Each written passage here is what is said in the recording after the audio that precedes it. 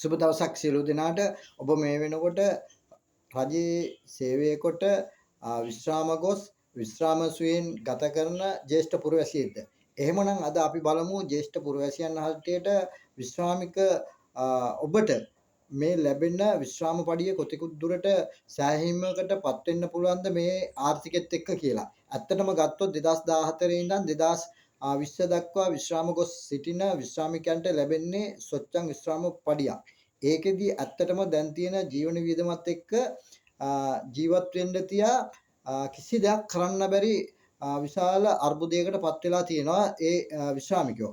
අපි මේ පිළිබඳව පවතින රජවල් වලට බලයට එන රජවල් වලට දැනුවත් කරලා තියෙනවා, දුක් ගැනවිලි කියලා තියෙනවා, බල කරලා තියෙනවා. කිසිම රජයක් ඒ විශ්‍රාමිකයා පිළිබඳව ගණන් ගන්නේ නැහැ. ඔවුන්ට එක ටොපියක් දීලා තියෙනවා, ජ්‍යෙෂ්ඨ කැලලක් දාලා ඔවුන්ව පැත්තකට කරලා තියෙනවා.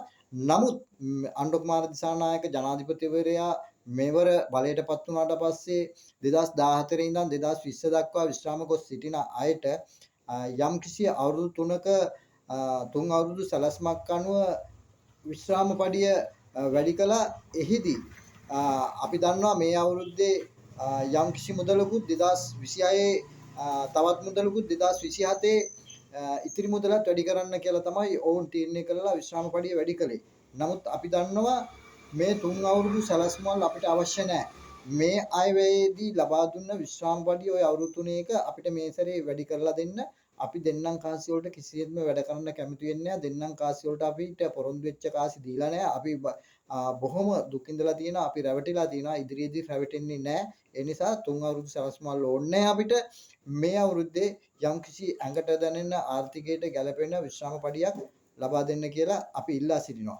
ඒකම අපි දන්නවා 2020 මෙහා යන විශ්‍රාමිකයන්ට දැන් තියෙන ජීවන වියදමත් එක්ක හරි අමාරුයි ජීවත් වෙන්න. ඒ නිසා ඔවුන්ට සාධාරණ විශ්‍රාම පඩියක් ලබා දෙන්න, විශ්‍රාම පඩියක් වැඩි කරලා දෙන්න කියලා අපි මේ රජයෙන් ඉල්ලා සිටිනවා. නැති වුණොත් ඉදිරියේදී පැවැත්වෙන මැතිවරණ වලට අපි දන්නවා කොහොමද රජයට සලකන්න ඕන කියන අපි ඡන්දදායකව ලක්ෂ ගාණක් ඉන්නවා. ලක්ෂ 10කට වැඩි ඉන්න අපි සලකන්න ඕනේ ආකාරය අපි දන්නවා. අපි ඒ අනුව ඒ බනිස් වලට ඒ කෙහෙල් ගෙඩි දීලා අපිට කිරිටොපියක් දෙනවා නම් අපිත් කිරිටොපි භාගයක් දීලා ඔවුන්ව සනසන්න අපිත් දන්නවා. ඒ නිසාවෙන් 2020 මෙහා ගියපු අයට මේ වෙනකම් මේ රජයේ 7-5ක්වත් වැඩි කරේ නැහැ විශ්‍රාමිකයන්ට, රජ සේවකයන්ට වැඩි කළාට. ඒ නිසා 2020 මෙහා ගියපු අයටත් විශ්‍රාම පඩියක් වැඩි කරලා නැත්තම් දීමනාවක් හරි දෙන්න කියලා අපි ඉල්ලා සිටිනවා. මොකද රජයෙන් දෙන කිසිම දෙයක් අපි විශ්‍රාමිකයෝ, රජ සේවකයෝ විශ්‍රාම ගොස් සිටිනවා කියලා අපිට කිසි දෙයක් ලැබෙන්නේ නැහැ. ඒ නිසාවෙන් අපිත් දරුපොල් ජීවත් කරන්න ඕනේ. අපිටත් තියෙන යම්කිසි ප්‍රශ්න.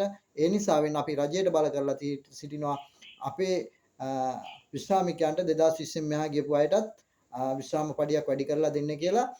නැවත අපි ඉල්ලනවා රනිල් වික්‍රමසිංහ ගිය අවුරුද්දේ දුන්න විශ්‍රාම පඩියේ අපිට මාස 3ක හිග විශ්‍රාම පඩියක් තියෙනවා. රුපියල් 6000ක වැඩි කරපු රුපියල් 2000 මාස 3ක. ඒක අපිට මේ රජයෙන් ලබා දුන්නේ නැහැ තාම වෙනකන්. එහු දෙන්න බැරි රජයක් ඉදිරියේදී තුන් අවුරුදු සැලැස්ම වලට විශ්‍රාම පඩි වැඩි කරන්නේ නැහැ. එන අවුරුද්දෙන් අවුරුද්දට එන අයවැය තුලින් ඕවා කපලා දාන්න පුළුවන්. ඒ නිසාවෙන් අපි මේ විශ්‍රාමිකයෝ හැටියට අපට රජයක් සලකන්නේ නැත්නම් අපි දන්නවා රජයට සලකන්න ඕනේ ආකාරය. අපි ඒ ආකාරයෙන් මින් ඉදිරියට බලයට එන ඕනෑම රජයකට අපි සලකන්නේ අපිට සලකන ආකාරයෙන් අපි ඉදිරියේදීම අපි මේ විශ්‍රාමිකයෝ කියන අය එකම පොකුරකට අරගෙන එකම තැනකට අරගෙන ඉදිරියේදී සාකච්ඡා කරලා අපි සලකන්න ඕනේ පුජ්‍යලයන්ට. අපි දන්නවා රජවලට සලකන්න ඕනේ ආකාරය. ඒ ආකාරයෙන් සලකනවා. අපිට සලකුවේ නැත්නම් අපි එකෙකුටවත් එක රජයකටවත් මින් ඉදිරියට අපේ ඡන්දයක් දෙන්නේ නැහැ. අපිට දෙන ආකාරයටම සලකන ආකාරයටම තමයි අපි සලකන්නේ. ඉදිරියේදී අපි ලබන අවුරුද්ද වෙනකොට එක මුතුව එක මිටකට අපි මේ විශ්‍රාමිකයෝ ගන්නවා කියන එක මම පැහැදිලිව මේ රජයට අඟවනවා. ඒ තුලින් අපි ඕනෑම බලයකට එන්න හදන රජයකට අපි පිළිතුරු දෙන්න අපි ලෑස්ති මේ විශ්‍රාමිකයෝ මින් ඉදිරියට කියලා ප්‍රකාශ කරමින් අපේ විශ්‍රාම පඩිය ඇඟට දැනෙන ආර්ථිකයට දැනෙන විශ්‍රාම පඩියක් වැඩි කරලා දෙන්න කියලා අපි මේ රජයෙන් ඉල්ලා සිටිනවා. එතෙක් දුර ජය වේවා, ජය වේවා.